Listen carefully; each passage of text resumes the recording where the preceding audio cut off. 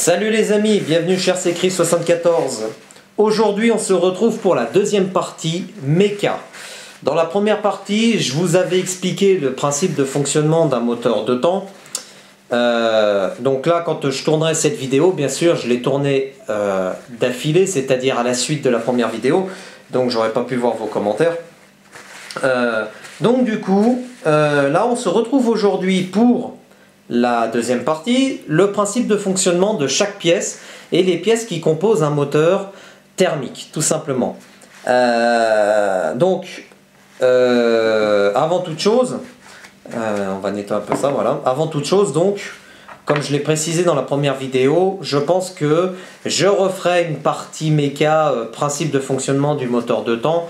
Je suis en train de réfléchir comment je pourrais faire pour... si jamais il y en a qui n'ont pas compris le fonctionnement du moteur de temps.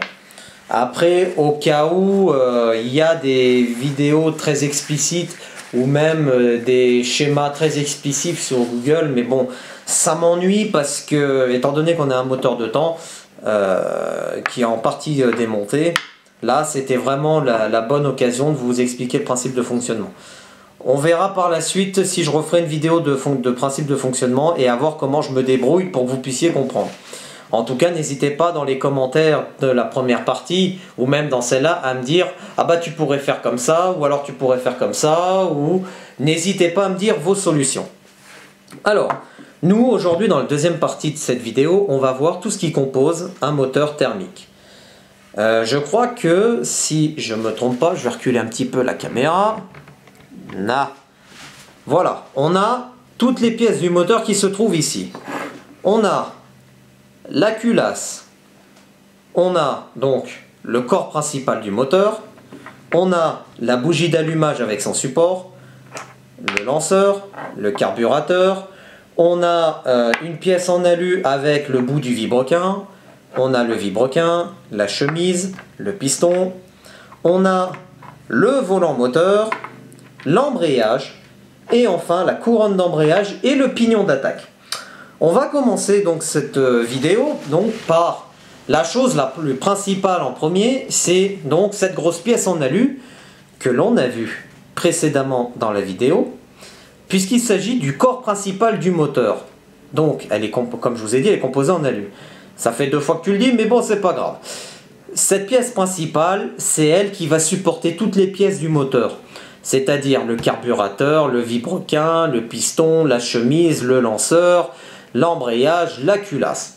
Et c'est donc là-dedans qu'opère la magie du moteur de temps, tout simplement. Donc, cette pièce, elle est composée aussi par 2 parties en alula. Ce sont des supports moteurs qui permettent de le fixer sur le moteur. Là, il n'y a pas grand chose à dire à part qu'elle est composée de 2 roulements ici. Alors, il y a un roulement à cage. Ces roulements à cage, ils ont une... je ne sais plus comment on les appelle d'ailleurs, ces roulements à cage. Donc, ils sont totalement fermés. C'est-à-dire que vous avez les billes qui sont dedans et là, c'est fermé. Et vous en avez... Donc ça, c'est un roulement de vilebrequin. Et vous en avez un deuxième à l'intérieur du moteur qui lui est un roulement de vilebrequin ZZ, je crois, c'est-à-dire qu'il n'y a pas de cage. Pour la simple et bonne raison, c'est que les roulements ont besoin d'être lubrifiés par le mélange air-essence. Tout simplement. Donc ça, c'est le corps principal du moteur. Jusque-là, son rôle principal, pour moi personnellement, donc c'est... Alors, son rôle principal, bien évidemment, du corps du moteur, c'est assurer donc tout ce qui est... assurer le bon fonctionnement du moteur de temps. C'est là où il y a le vilebrequin, etc. Les roulements, tout, c'est le corps principal du moteur. Sans lui, le moteur il tourne pas. Son rôle principal à lui, c'est ça, c'est assurer le bon fonctionnement du moteur et relier toutes les pièces ensemble. Permettre de relier toutes les pièces ensemble et d'assurer le fonctionnement. Celle-là, on la met de côté. Nous avons... alors, on va commencer par quoi ? Eh bien, on va commencer par... moi, je vous dis qu'on va commencer par le côté admission, tiens. Et puis comme ça, on terminera vers le bas du moteur pour remonter. Comme ça, ça nous rappelle le principe de fonctionnement. Nous avons cette pièce-là, que j'avais déjà présentée dans la première vidéo. Donc, le carburateur. carburateur à guillotine pour la simple et bonne raison, c'est que c'est une guillotine, tout simplement. Ce carburateur, il permet de quoi? Donc en fait, d'emmener le mélange air essence dans le moteur, tout simplement. Jusque là, il n'y a pas. Enfin, en plus ça, c'est un carbu tout simple. Vous prendrez des carbus de voiture, je vous dis que c'est très compliqué aujourd'hui à comprendre. Hein. Là, il n'y a pas grand chose à comprendre. Vous avez une guillotine dedans avec un petit. Comment on pourrait appeler ça? Enfin, moi j'appelle ça un petit téton. Une petite aiguille. L'aiguille, en fait, lorsque vous accélérez. Hop là. Lorsque vous accélérez, l'aiguille, elle fait quoi? Ah putain, pourquoi elle merde cette caméra? Ouais, parce que voilà, comme ça. Hop. L'aiguille, en fait, elle laisse passer l'essence ou pas, tout simplement. Donc en fait, le rôle principal du carburateur, c'est emmener l'air, le mélange air-essence dans le moteur, tout simplement. Tac, je vais peut-être rapprocher un peu la lumière de la caméra, comme ça. Voilà, comme ça, ce sera peut-être un peu mieux encore.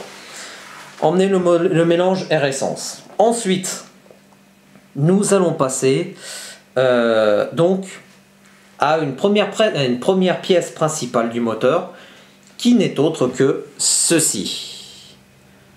Hop là, pardon. Ceci est le vilebrequin. Tac et tac. Le vilebrequin, il sert à quoi?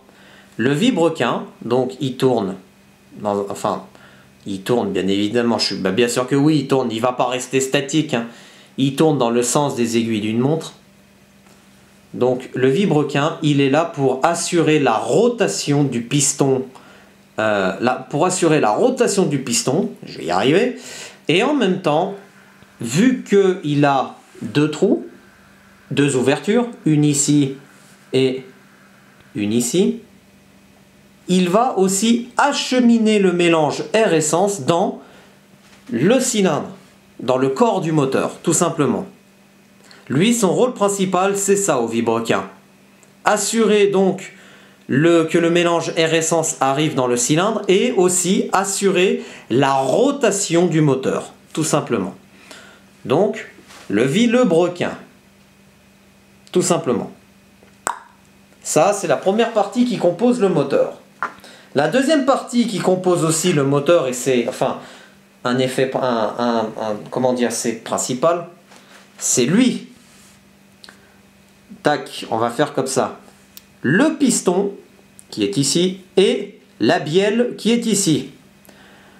Donc en fait, le piston, la bielle déjà, on va dire, la bielle, elle est là pour transmettre l'énergie du vilebrequin. Pardon, on va la tenir comme ça parce qu'elle est libre. La bielle, j'ai les gros doigts, excusez-moi les amis, la bielle qui est ici, elle permet de transmettre le mouvement du vilebrequin au piston. Donc en fait, si vous voulez, la bielle, elle se clique comme ça, tout simplement, en bout de piston. Et lorsqu'on tourne, regardez, vous voyez, bon là je le tiens le piston, normalement il doit être libre dans le cylindre, il monte, il descend, il monte, il descend, il monte, il descend. La bielle, elle est là pour assurer la rotation donc du moteur, mais en même temps transmettre le mouvement du vilebrequin au piston. Hop, j'ai dit le mouvement de la bielle. Non, je crois que j'ai dit une connerie, il me semble, une bêtise, pardon. Le mouvement du piston, je voulais dire pas de la bielle. Le piston, on va revenir à là. Le piston, lui, il permet donc de faire le principe de fonctionnement du moteur, c'est-à-dire il va dans le cylindre compresser et expulser le mélange air-essence par l'échappement.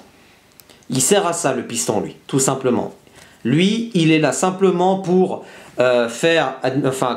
admettre le mélange dans le cylindre, compresser le mélange donc, et l'expulser par les gaz d'échappement, tout simplement. Et là, comme vous pouvez le voir, le piston, il est un petit peu là, de ce côté-là. La caméra, elle a un peu de mal en ce moment. Voilà. Là, vous voyez, donc sur ce moteur de l'RB1, il est un petit peu rayé. Donc c'est peut-être pour ça qu'on n'arrivait pas à le régler. Tac. Mais ça, on y verra après, les amis. Ensuite, donc, nous avons une autre pièce principale de ce moteur qui va tout simplement se mettre dans le gros trou là-dedans. Donc, elle va comme ça. Bon, là, je vais pas la mettre en... là, je peux pas la mettre... Enfin, c'est pas que je peux pas la mettre, c'est que je vais juste vous montrer comment elle rentre. Elle rentre comme ceci. Puisque cette pièce qui est en laiton... Ah oui, alors par contre, j'ai oublié de vous dire... le vibrequin... je crois que le vibrequin, il est en ferraille et le piston, il est en alu. Ouais, c'est ça. Donc, cette pièce qu'on appelle chemise, elle est en laiton, bien évidemment. Et donc, en fait, donc elle a plusieurs trous.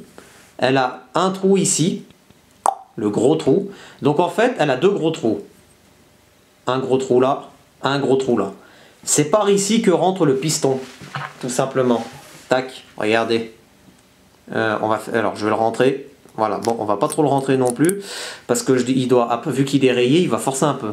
Donc là, vous avez le piston, en fait, qui va venir faire son point mort, point mort bas, point mort, point mort bas, etc. Voilà. Bon, alors après, lui, il a un sens aussi, le piston, mais bon. C'est juste pour vous montrer comment les pièces, elles rentrent les unes dans les autres.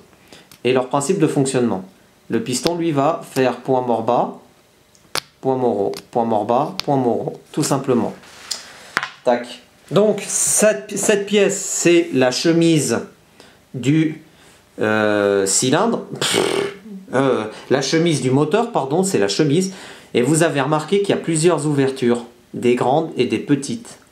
De toute façon, vous ne pouvez pas vous tromper, les amis. Pour la simple et bonne raison, c'est que vous avez, je vais la tenir comme ça, la lumière que vous voyez ici, c'est la lumière d'échappement. Et sur les côtés, qui est plus bas, c'est les lumières d'admission. C'est-à-dire que c'est par là que va rentrer le mélange air-essence dans le cylindre. En fait, comme je vous ai fait voir dans la première partie de la vidéo, vous avez des canaux, des genres de couloirs en alu. Le mélange remonte par ces couloirs et il passe dans ces transferts pour rentrer dedans, tout simplement. Et je ne sais pas si vous arrivez à le voir, mais dedans, c'est un petit peu rayé aussi, pas beaucoup. Et c'est pour ça aussi que des fois le piston est bloqué. Donc, l'échappement, bien évidemment, je l'ai laissé sur la voiture. Qu'est-ce qu'on a d'autre? On va vous montrer cette pièce-là. Alors, tac. Déjà, nous avons... ça, c'est le support. Comme vous pouvez le voir, il est bien rouillé, hein, les amis. Avec un joint SPI. Un joint SPI. Non, un joint SPI. Un joint torique, pardon. Joint SPI. Oui, d'accord. Un joint torique. Donc, cette pièce en alu, en fait, elle a deux fonctions. Donc, en fait, elle sert avant toute chose. Donc là, vous avez les 4 vis du lanceur. Vous avez les 4 vis du lanceur qui ensuite viennent se visser sur le gros bloc en alu.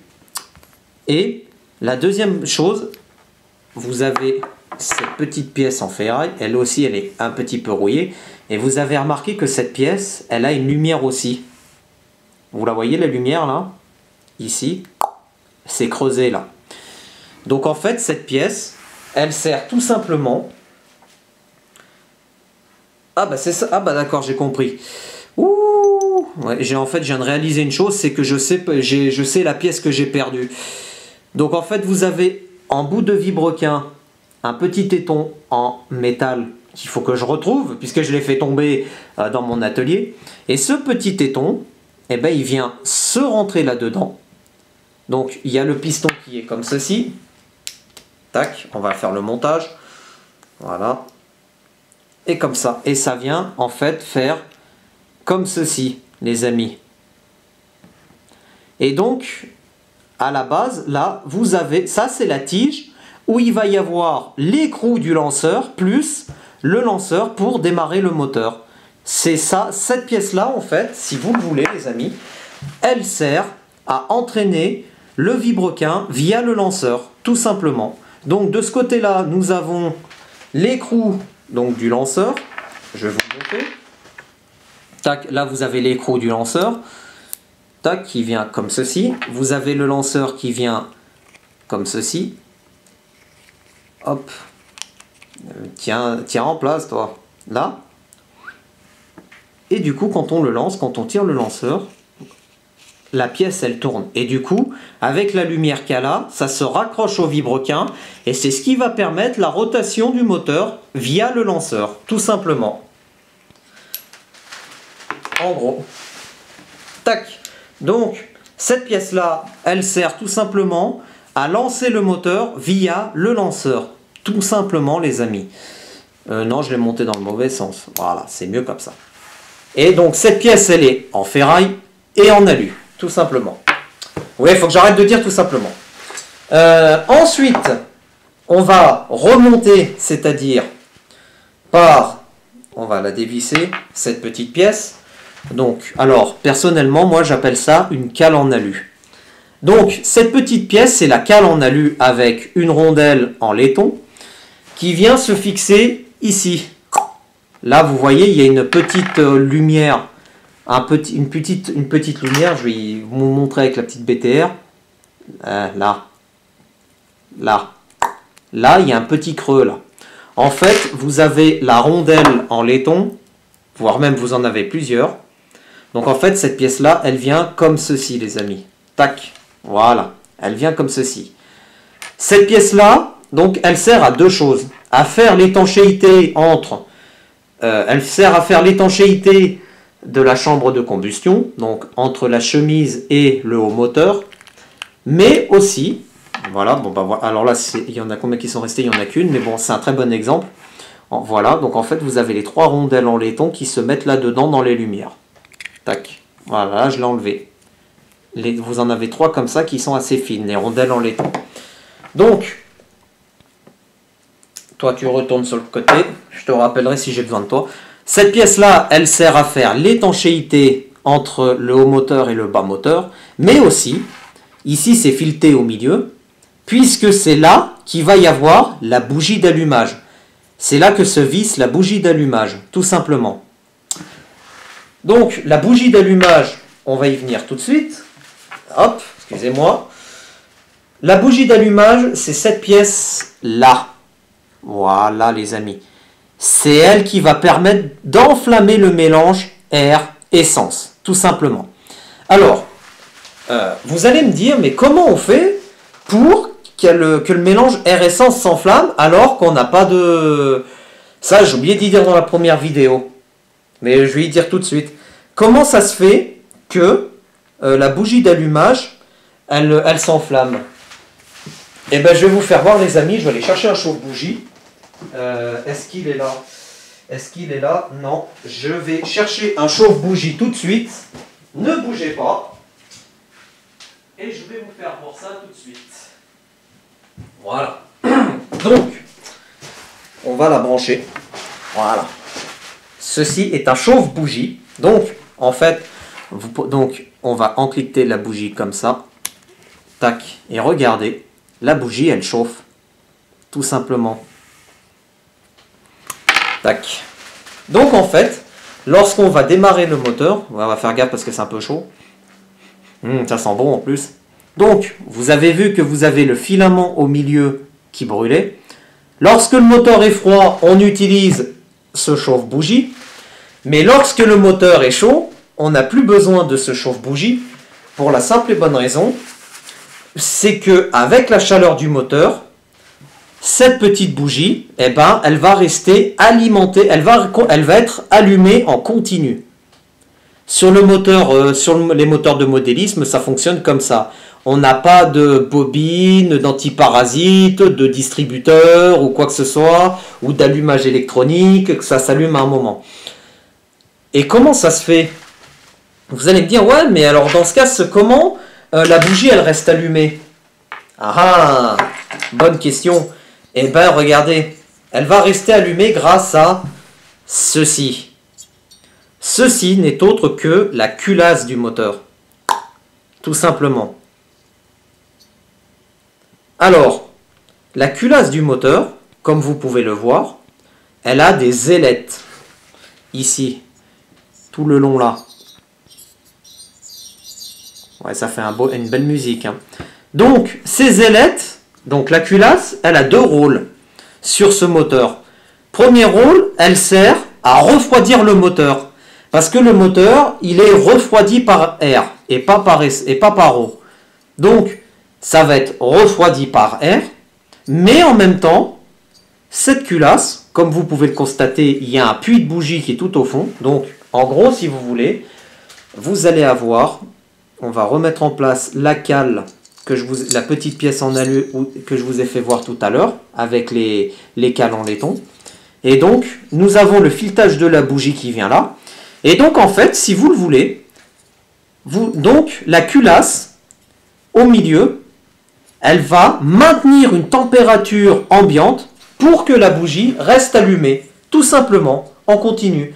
C'est-à-dire que lorsque votre moteur est chaud, voire même est très très très chaud, la bougie, comme vous pouvez le voir comme ça, je vais vous la remettre sur le chauffe-bougie pour que vous compreniez.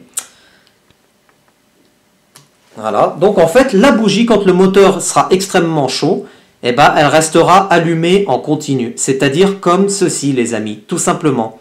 Il n'y aura plus besoin du chauffe-bougie. Elle restera comme ça tout le temps jusqu'à que le moteur cale. Et même s'il cale le moteur et que le moteur est très chaud, vous pouvez le redémarrer sans problème. Mais moi, je vous conseille quand même de mettre un petit coup de chauffe-bougie. Mais voilà, c'est pour vous expliquer le principe de fonctionnement de la culasse, tout simplement. Donc, une fois qu'on a vu le principe on a vu toutes les pièces du moteur, il nous reste à voir donc deux choses principales. Comment le moteur entraîne vos roues? Et bien tout simplement avec les pièces qui me restent devant. Alors attendez, ouais, on va déjà commencer par lui. Cette pièce-là, alors j'ai oublié de vous dire, la culasse, bien évidemment, elle est en alu. Hein. Elle est en alu, il me semble. Hein. D'ailleurs, s'il y en a qui... Alors, n'hésitez pas à me corriger si je dis des bêtises, hein, les amis. J'en dis assez souvent, je trouve, des bêtises. Mais il me semble qu'elle est en alu, hein, cette culasse. Ensuite, donc, nous avons le volant moteur. Voilà. Donc, ça, je vous expliquerai après. Le volant moteur qui est en alu avec une bague en laiton, plus une petite rondelle. Donc ce volant moteur, tout simplement, il vient comme ceci. Vous avez le vilebrequin là, le volant moteur ici.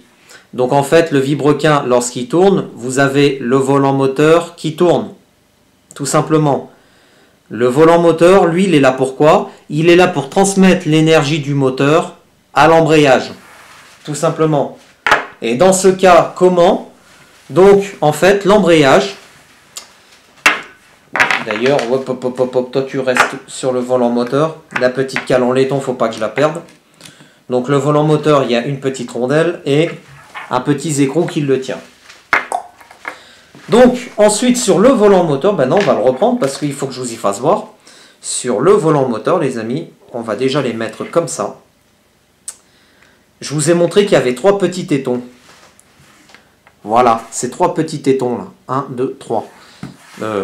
1, 2, 3. Voilà, il y a trois petits tétons. Ces trois petits tétons, ils servent tout simplement à maintenir des maslottes d'embrayage. Tac. Et nanani. Alors attendez, il faut que je me rappelle du sens. Ouais, d'accord, c'est pas dans le bon sens, Christopher. C'est pas dans le bon sens, mais continue. Voilà, comme ça. En fait, voilà, ces trois petits tétons, ils servent à maintenir des maslottes d'embrayage. Donc, ces maslottes d'embrayage, bien évidemment, je ne vais pas les remettre parce que, pour la simple et bonne raison, c'est qu'après, je dois remonter encore le moteur. Il y a des ressorts, comme ceci, il y en a 3. Donc, ces ressorts, ils viennent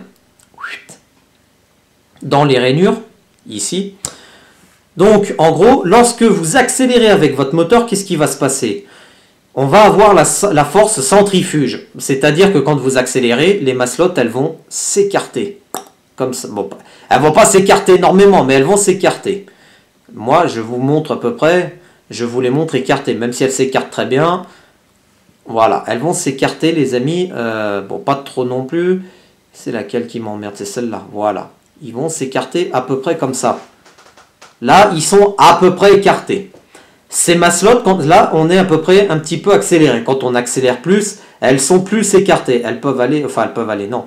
Elles peuvent pas s'écarter plus, mais je veux dire, lorsqu'elles sont écartées, enfin, lorsqu'on accélère un peu à fond, je crois que c'est à peu près comme ça, grand maximum. Mais bon, de toute façon, ça fait la taille de la couronne. Là, on est en mode accéléré, et là, on est en mode ralenti. Je recommence, pour ceux qui comprennent, enfin qui comprennent pas même, qui comprennent ou qui comprennent pas. Bon là, c'est approximatif hein, que j'ai fait. Mode accéléré, mode repos. Donc en fait, ce sont des maslottes d'embrayage qui sont en...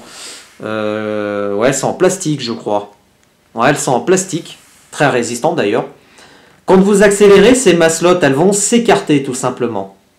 Elles vont s'écarter, bah non, je suis bête, elles vont s'écarter au maxi, elles peuvent pas dépasser plus parce qu'elles vont après dans la couronne. Donc ces maslottes vont s'écarter un peu pour avoir une friction avec une autre pièce. Et ouais, mais avec quelle autre pièce? Je vais vous faire voir ça les amis. Bougez pas. Avec cette pièce-là. Cette pièce-là n'est autre que la couronne d'embrayage et il y a le pignon d'attaque du moteur. Tout simplement. Alors là, on a un pignon de 15 dents. 15 dents. On a un 15 dents. Donc bon, là, on a un roulement, bien sûr. Le roulement, il est là pour faciliter. On a deux roulements. Un à l'extérieur, puis un à l'intérieur. Qui sont là, justement, pour permettre le bon fonctionnement de la pièce, la bonne rotation. Donc en fait, je vais vous montrer ça en montage à blanc. Hein.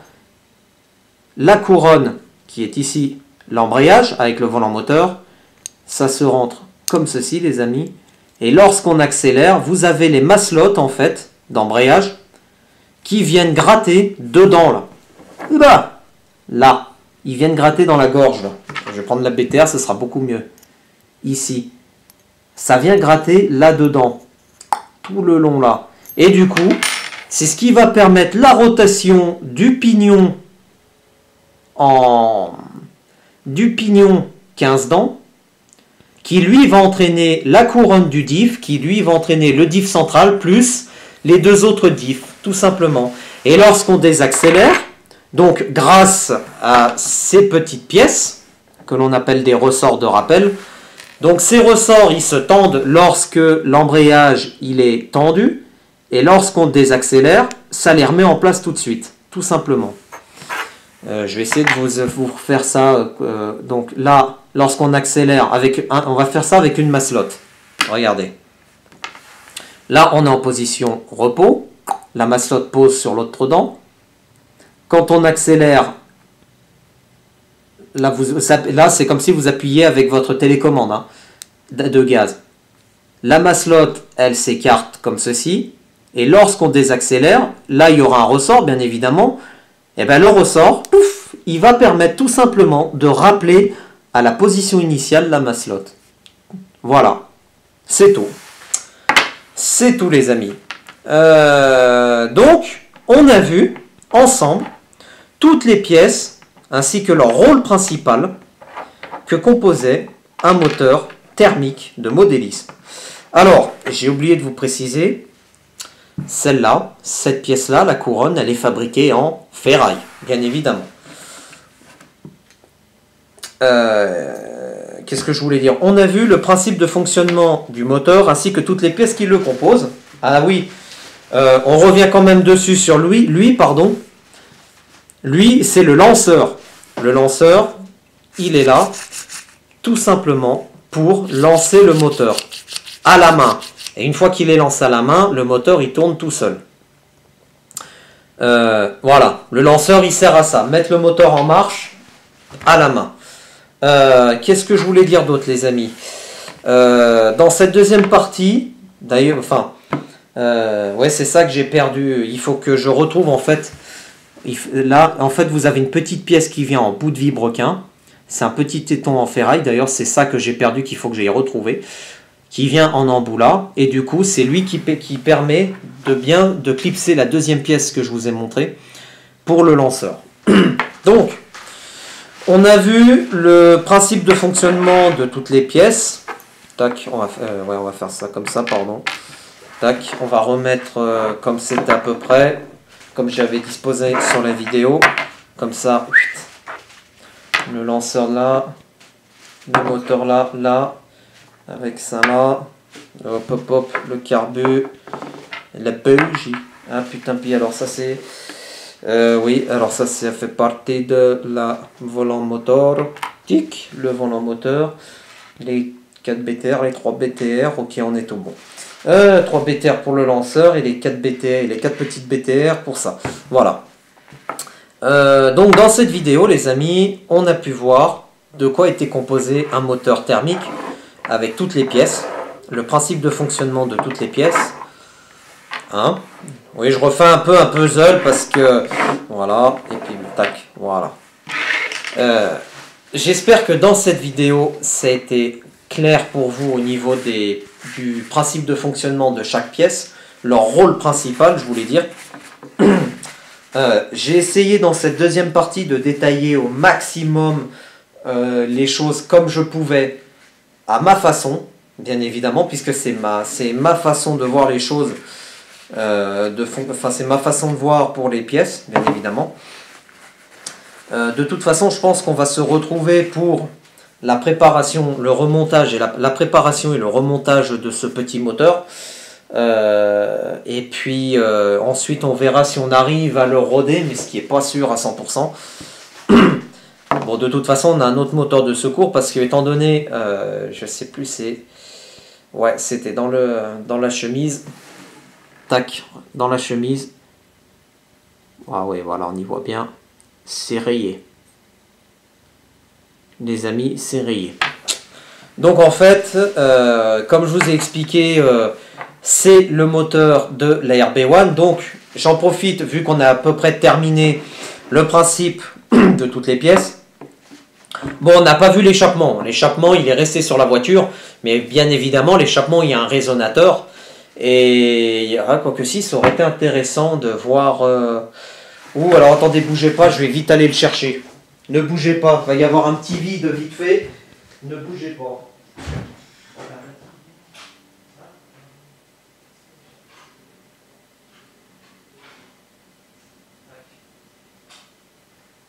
Me voilà les amis, excusez-moi pour le petit vide, j'avais pas pris l'échappement, voilà. Donc, on a un peu de temps, on va vous... Donc, voilà, nous avons cette pièce-là qui n'est autre que l'échappement ou le résonateur, comme ils disent. Le résonateur, il vient comme ceci, tac. Ouais, il faudra d'abord que tu arrives à le remonter, voilà, donc là on va mettre le joint comme ça pour le moment, voilà. Bon, il tient encore avec un ressort, mais il vient comme ceci, les amis. Voilà, tout simplement. Alors, le résonateur, c'est pas compliqué. Donc, il est composé de 2 parties. Si tu veux me rendre mon autre partie, tac.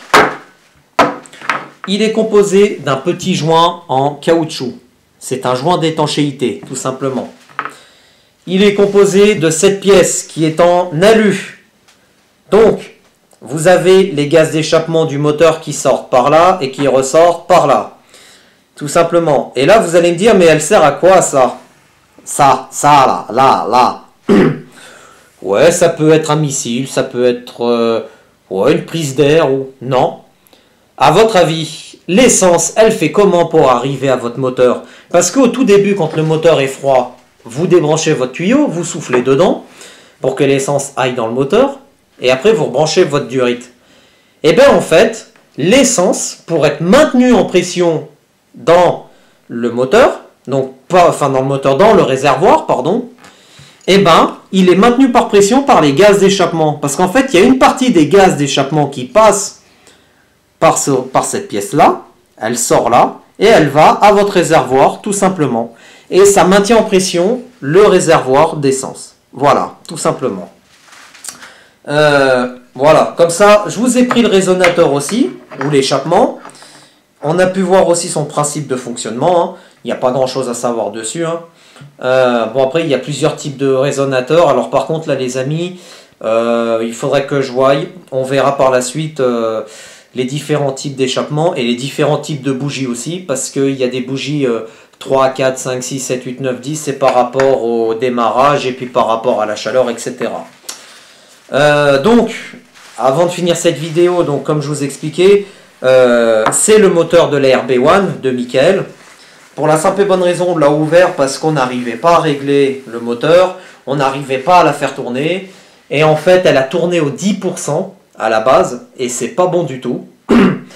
Et du coup, ce qui s'est passé, c'est qu'il y a eu aussi un mauvais hivernage du véhicule, c'est-à-dire que lorsque on est en hiver, on va dire même en automne, hein, fin automne, début hiver, on démonte le moteur du véhicule, on enlève la bougie, on met de l'huile dans le moteur et on l'enferme dans un sac de congélation. Et ça n'a pas été respecté, donc du coup, après, ça merde par la suite, tout simplement. Donc, malheureusement, ça arrive, hein, mais après, par la suite, c'est le prochain utilisateur qui est ennuyé. Voilà. Avant de finir cette vidéo, qu'est-ce que je voulais dire d'autre ? N'hésitez pas en commentaire à me dire si vous avez aimé, si vous n'avez pas aimé, si vous voulez que je vous réexplique le principe de fonctionnement de certaines pièces.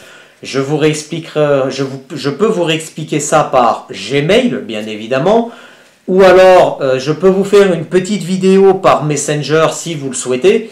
Je suis en train de voir si je vais pas créer une page Facebook et puis comme ça je mettrai toutes mes vidéos aussi sur la page Facebook et puis on peut discuter par Facebook aussi.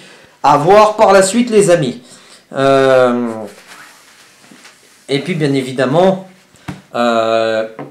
n'hésitez pas aussi à me dire en commentaire, ah ben non tu t'es trompé, c'est pas comme ça, ça sert à ça, ça sert à ça. Donc il n'y a pas de souci les amis. En tout cas j'attends vos commentaires avec impatience. Voilà. Cette vidéo méca est terminée les amis. On se retrouve prochainement pour le remontage et la préparation de ce moteur. À moins que je fais pas de vidéo, je vais voir ça. Faut que je regarde aussi avec les batteries parce que ça fera encore 2 parties. Quoique ça peut être intéressant pour vous aussi de voir comment on remonte un moteur thermique. À voir tout ça. Écoutez, pourquoi pas. Allez, on va se faire une petite vidéo montage. Remontage, préparation, nettoyage, etc. Et puis comme ça, on sera tranquille. Voilà. Les amis, prenez soin de vous. Jouez bien avec vos véhicules. Et surtout, restez connectés sur ma chaîne. Et on se retrouve prochainement. A plus les amis.